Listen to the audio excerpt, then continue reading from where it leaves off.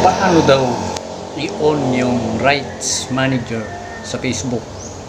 Kasi yung rights manager ay yun yung mga video mo, yung picture na in-upload mo, tapos yung sounds na ginamit mo sa yung mga video.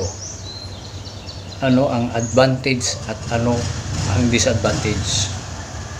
Yung rights manager ay karapatan mo yan. Pag na-on mo yan, ikaw na lang makakagamit sa iyong mga video, sa iyong picture, sa iyong mga audio na kahit kinuha mo lang yan, in-upload tapos ginamit mo na. Kapag merong nag-remix sa iyo, makaka-copyright siya kahit sarili niyang video yon, kasi yung audio sa iyo, kaya makaka-copyright siya ng violation, magkaroon siya ng violation na unoriginal content o kaya ay limited. Ang advantage niyan, yun, walang sino mang makakagamit. Tapos ang disadvantage nga, yun nga, pag may naggamit sa yung mga video, lalo kung ikaw ay sikat na, pero karamihan kasi gumagamit nito ay mga sikat na mga content creator, malalaki na ang channel. Kaya pag ginamit po natin yung kanilang mga music, yung mga audio, nagkakaroon tayo ng limited originality content or unoriginal content kasi naka-on yan yung rights manager. Saan ba yan makikita? Ituturo ko sa inyo, ituturo ko po sa inyo kung saan yan makukuha dyan sa inyong mga browser. Punta ka sa Google o kaya ay sa Chrome, pero kumuha ka muna ng ballpen at papel para sabihin ko sa iyo. Let's go. Yan, punta ka dyan sa Google mo, search mo yung Meta Rights Manager, i-search mo lang dyan. Ayan, lalabas yan, tapos pindutin mo yan. Okay, makikita mo yung accept, huwag mong i-accept, scroll up lang, scroll up, yan, scroll up. Okay lang, scroll up,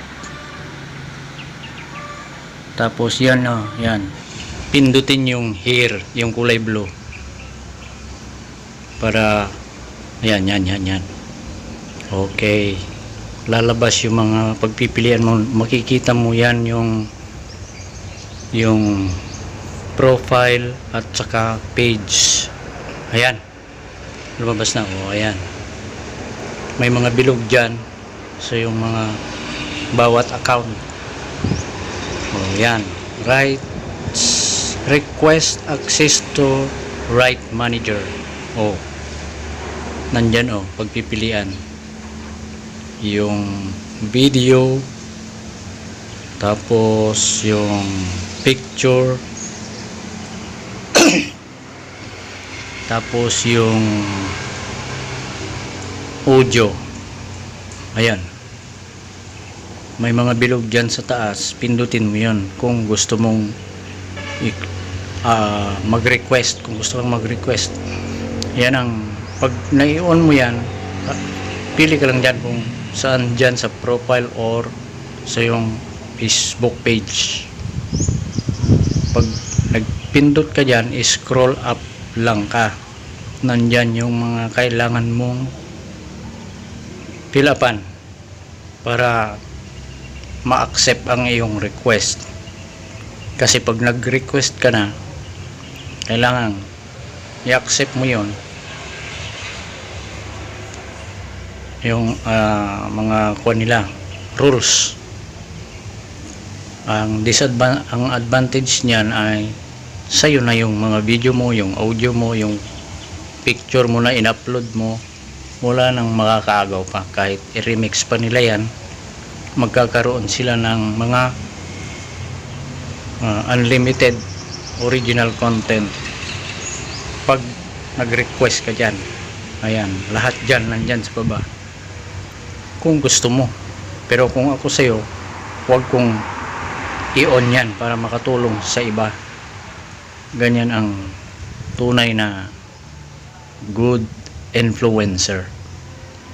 Kasi yung iba, i-on nila yan, wala na, hindi na natin pwedeng gamitin yung kanilang mga video, yung kanilang audio, o hindi na tayo pwedeng mag-remix kahit naka-on yung remix nila. O yan, pag nakita mo yung mga yan, pag nakumpleto mo yung mga yan, magiging kulay blue yung mga yan, o pindutin mo yan. Ganun lamang yon, kasimple. Ganun lang yon, simple. Madali lang. Sana makatulong ito sa inyo ay baka pwede mo naman ang i-share para alam din ng lahat. Yun lamang. Thank you.